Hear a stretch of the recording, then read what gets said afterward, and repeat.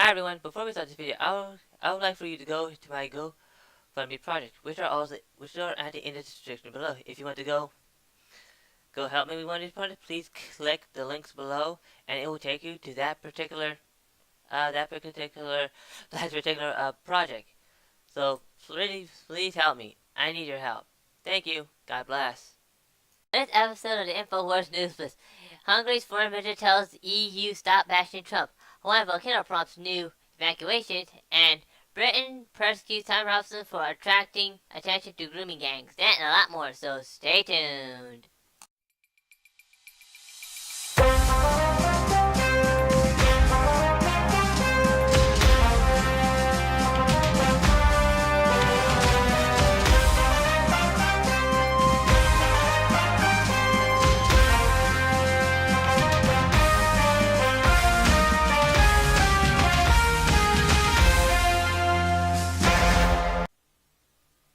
For the week of June the 4th, 2018, this is the first article here. This article written by Natasha Torak from CNBC. The title is called Stop Bashing Trump. Hungarian Foreign Prime Minister tells Europe. This was also linked by Infowars.com. Criticizing will only backfire on U.S. countries, according to Hungarian foreign minister, who stressed the need for EU to stop bashing the current administration. Speaking to CNBC,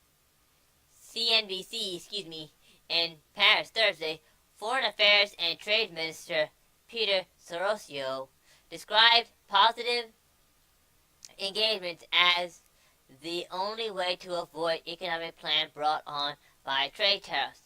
I always urge our friends in the European Union not to play this new sport art which is called bashing the United States. Because the more our European friends bash the US, the more negative impact they will cause with that, he said. Donald Trump's administration on Thursday announced that the EU, Canada, and Mexico will no longer be exempt from sweeping metals tariff that oppose 25% and 10% duties on steel and aluminum imports, respectively. EU leaders expressed a stark opposition for the move and plan to retaliation measures on American goods. The article goes on to say that the trade issue aside, Hungary's current government represents a rare source of enthusiasm for the Trump administration, which within the EU, its national leader Viktor Orban, re-elected to a third term as prime minister in April, has claimed that libertarian democracy is over, successfully tapping into the voters' disdain over issues like immigration, border security, and traditional family values. And basically, folks, they're just sick of it, man. And they're realizing, you bash Trump, this is not gonna end well for us. He's putting his own country first, you yahoos.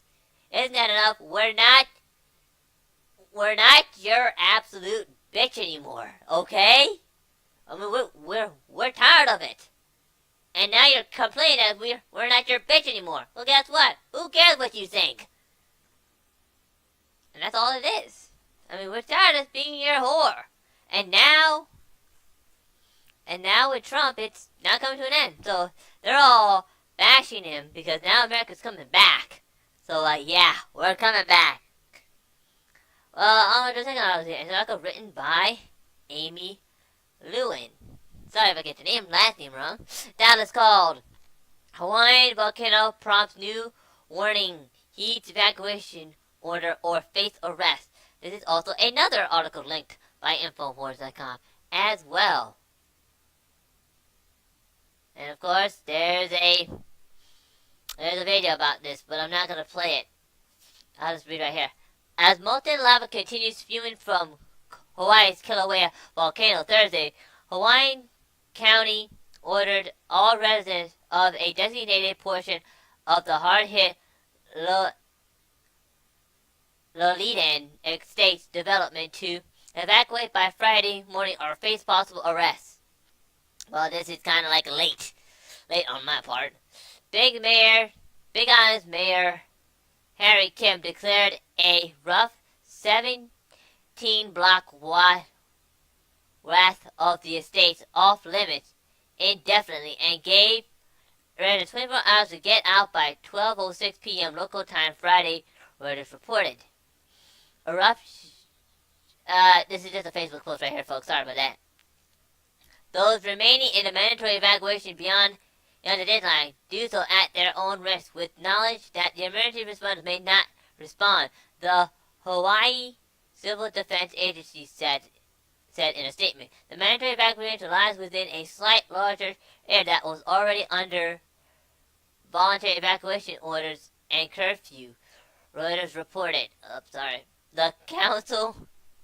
The county agency also said anyone in violation of the order will be liable for any costs associated with rescue operations. Trust me. Meanwhile, Lolita, sorry about that, if I pronounced it wrong, estates residents west of the mandatory zone were strongly encouraged to evacuate, the county said. Your risk of being isolated due to possible lava incursion, the Civil Defense Emergency warned earlier this week. I mean, this is almost biblical. I mean, look at this. Just look at this. And they're also saying that basically you could also be arrested if you leave. So, now, for those who haven't left, I mean, you really are stupid now. You really are that dumb, and you're pretty much going to get arrested if you don't. So, if you do, don't bother to ask for help. You'll just be burnt alive by lava. Okay? Okay, folks, this is the last one I'll give you. It's an article written by the National Review. Another article that was also linked by Infowars.com is written by Douglas Murray. The title is called Ty Robinson Drew Attention to Grooming Gangs. Britain has prosecuted him. Now, folks, for the sake of time, I'm going to jump from I'm not going to read everything here, but I'm going to jump from place to place because this is a pretty lengthy article here. Ty Robinson is a political activist and criticizing and citizen journalist who came to prominence in Britain almost a decade ago when he founded the English Defence League. The EDL was a street protest movement in Britain. Those aims could possibly be summarized as anti-Islamicism, which it actually is. It emerges in the town of Luton after a group of local Islamists barracked the homecoming parade of a local legitimate returning from service in Afghanistan. From their earliest protests, the EDL members sought to highlight issues including Sharia law, Islamic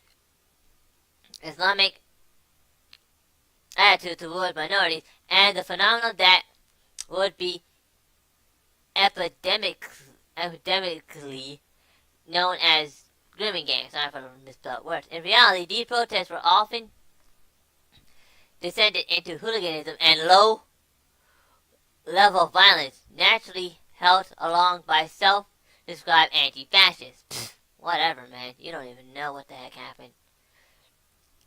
I interviewed Tyrone 5 years ago after he left the EDL, having, by his own veiled admission, to help keep extremists, including actual neo-Nazis, away from the movement.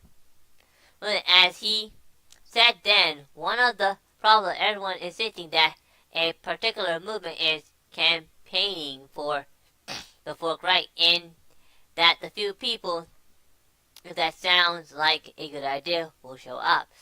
But I can't read all of it here, folks. But this is a pretty lengthy article, but it goes into the fact that Tyrone has now been locked up, and just 5 minutes he just whisked away. But here's Alex Jones about this.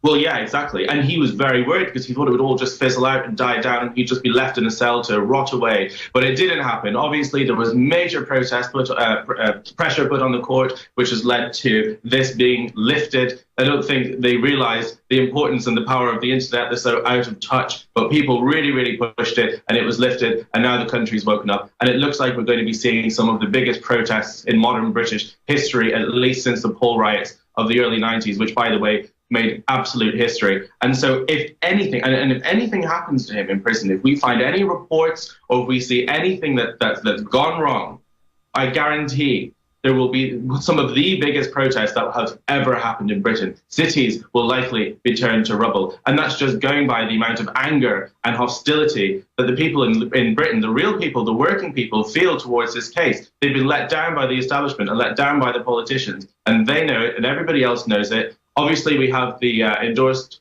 protest on the 9th, which is expecting major turnouts. There's tens of thousands of people already confirmed online to be attending. It's right outside Downing Street, where our Prime Minister lives. It's likely that she will even hear the chants. People have been trying to climb over Downing Street gates recently. It's absolutely astronomical, and people cannot believe what they're seeing before their eyes.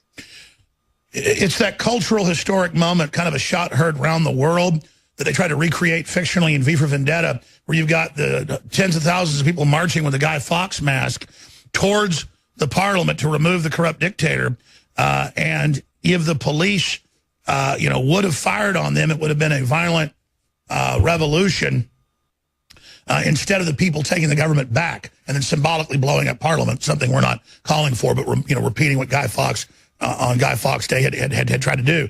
But there's that image of they kill the little girl wearing the Guy Fawkes mask. That triggers it all.